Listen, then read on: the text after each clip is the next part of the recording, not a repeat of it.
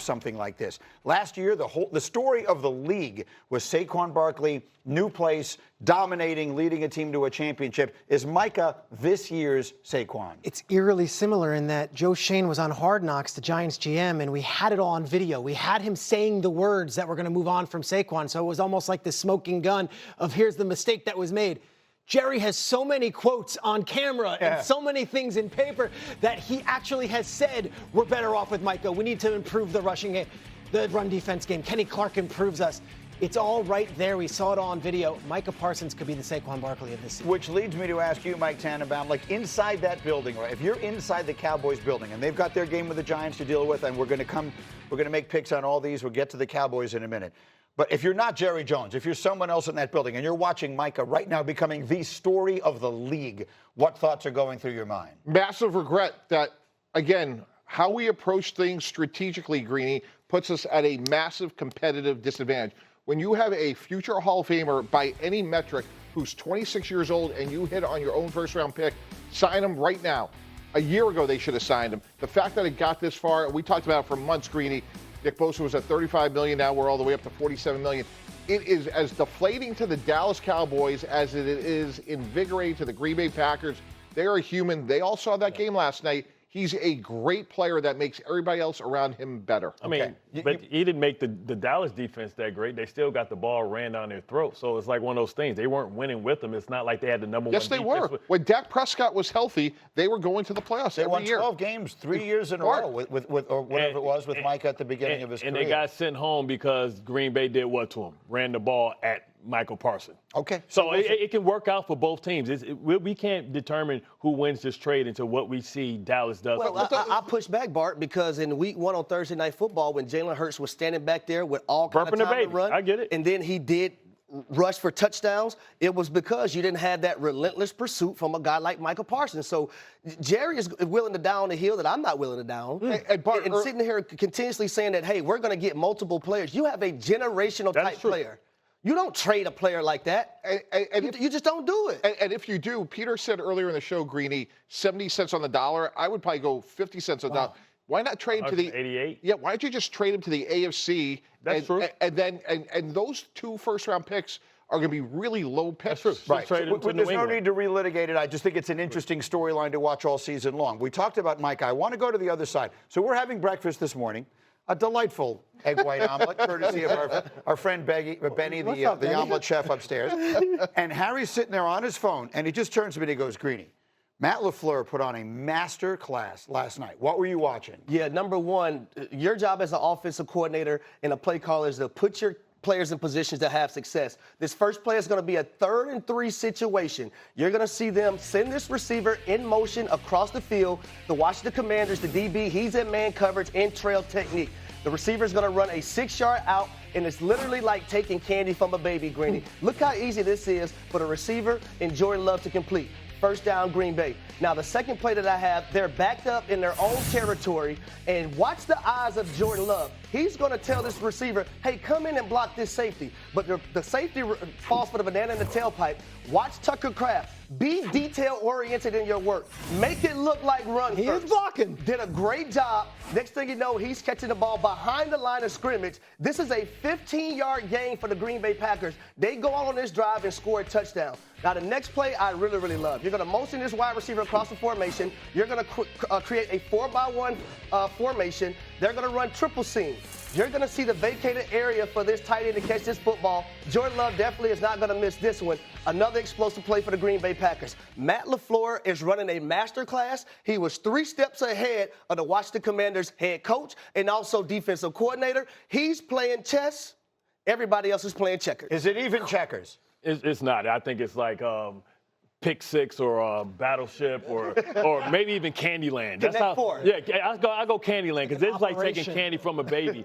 Like when you talk about it, this is talk about intimate knowledge about what Dan Quinn's principles are. Because when you send a guy in motion and it makes a mini bunch, a bunch is 3 receivers within inside the short area, you got to press the point. You got to throw the timing off and play area. It was all schematics. I mean, it was a master class understanding what their rules were from the Washington side. So here's another thing. What I love about Matt LaFleur as well, when they had success with 5 or 6 plays in the first half, guess what they did in the second half?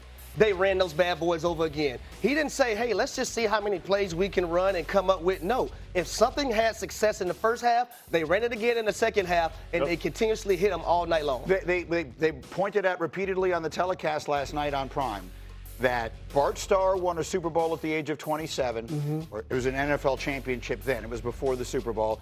Brett Favre won a Super Bowl at 27. Aaron Rodgers won a Super Bowl at 27. And during this season, Jordan Love will turn 27. Maybe history repeats itself. Final word. And why it's sustainable, Greeny, is Christian Watson was hurt, Dontarius Swift gets hurt, and now we're talking about Tucker Kraft. Every week it's somebody else. They have the depth to get there. All right, so let's turn our attention to some of the Sunday action that's upcoming. Let's do a more or less, brought to you by ESPN Bet Sportsbook. And for your props, we bring Joe Fortenbaugh, our gambling expert, back. Joe, Jared Goff facing the Bears. 249.5 passing yards is the total. Do we go more or less? More. The number is cheap because of the performance we saw last week. Goff and the Lions look terrible, but that's more a byproduct of playing on the road at Green Bay.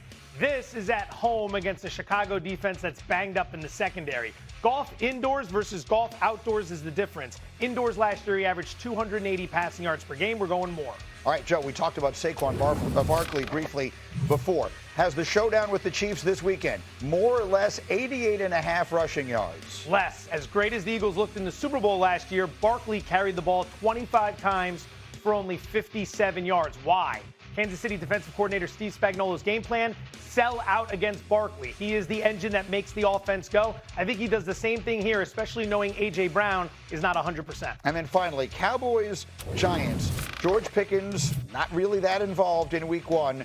His total is 53.5 receiving yards. You go more or less? Less. As bad as the Giants looked in week one, I still think they have a decent defense. In case in point, against Washington, the leading receiver was Deebo Samuel with about 77 yards. If you're getting a wide receiver involved in this game, it's going to be CeeDee Lamb, who had that big drop late in the game. I think you want to get him going. The Giants should be able to run the ball here so you can keep Dallas's offense off the field. All right, so let's recap again. We've got Goff and the over. We've got the under on Barkley. We have the under on George Pickens. We've made those a parlay. They're on ESPN Bet Sportsbook right now at plus 541. Look for the more or less featured parlay on the homepage and in the parlay lounge. Meanwhile, we mentioned Pickens. I want to dive into that game a minute here. Giants, Cowboys. And Harry, I've been waiting all week to get you in here. I want to show a tape that Dan Orlovsky brought to the show the other day. And it was something that I hadn't really seen much coverage of. The Cowboy game was a whole week ago already. But he pointed out a few plays in which George Pickens does not appear to be giving maximum effort. You played the position. Yep. Let's roll the tape. I want you to tell us what you see. Harry. So number one here, you're going to see George Pickens at the top of the screen.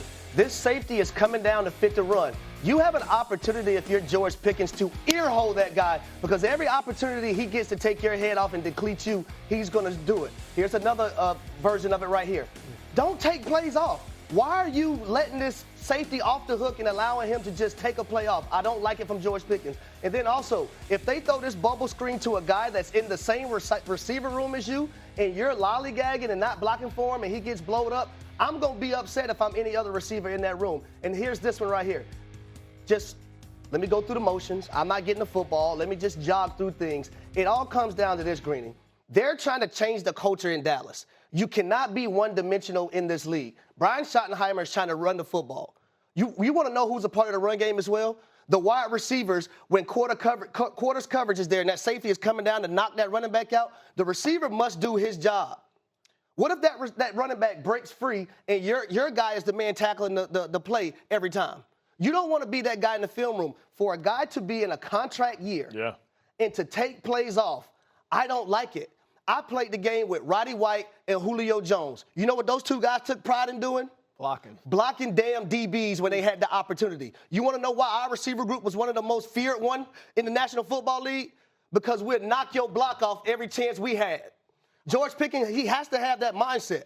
So watching that is disappointing. The other one, it's the blocking, and then it's the not giving effort. It's not selling out when the ball's not coming to you because you're just sort of motioning to the defense that you're not a part of it. So if you're on that team, and look, we just went through this in Pittsburgh. We literally went through this. Here we are, week one. Like, what do the leaders of that team need to do? You got to bring them to the front of the congregation. We got to have a closed meeting talk. Like, listen, you can do it or not do it, but it's going to be some consequences. And if we got to throw hands, we can throw hands, but this is not acceptable here. You might be able to get away with that somewhere else, but we're not going to tolerate it. And Shoddy's going to have to back them up, because this is the thing. Not only talking about the penalty that he got when he just grabbed Cooper and the Gene, down there when they were in scoring position. Just block.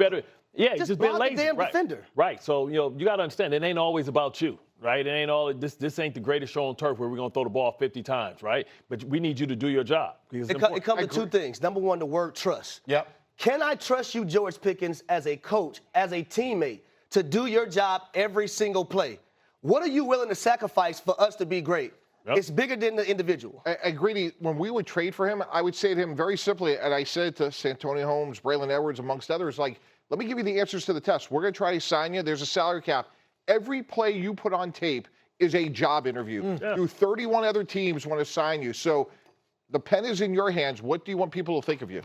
That said, and we could put the picks up on the screen here quickly, do we think the Cowboys – well, there it is. We think the Cowboys bounce back big against a Giants team that really struggled week 1. Giants need this one too. And the Giants do have a very formidable front four, but it didn't feel that way against the Commanders. It did not feel like this is the greatest defense we've ever seen. They need to show up. And I thought the Cowboys' offensive line did very well against the Eagles, even with Jalen Carter out of the game. All right, so we see all the stars on the screen. We'll be picking everything as we roll on. Football is back, and right now, ESPN Bet customers